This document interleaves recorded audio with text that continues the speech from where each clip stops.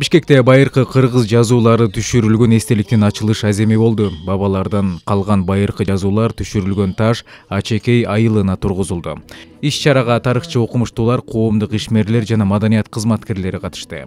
Бул демилгени коомдук ишмер Садык Шернияз көтөрүп, эстеликти таланттуу айкелчи Тамила Маматова жасаган. Айкелчи бул эмгекти жаратууга 5 ай убакыт сарптаган.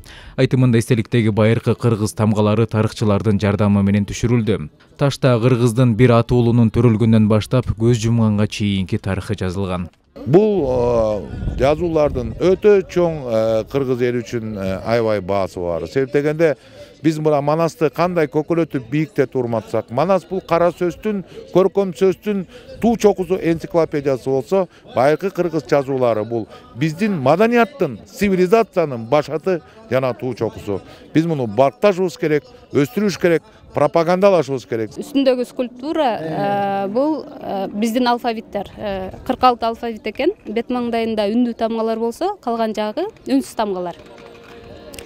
Анан бул жерде тарых менен азыркы күндү чогуу мындай айкалыштырууга аракет кылдым. Кооз деле жазылбады, ошол тарыхта кандай жазылса, ошону кайталаганга аракет кылдым.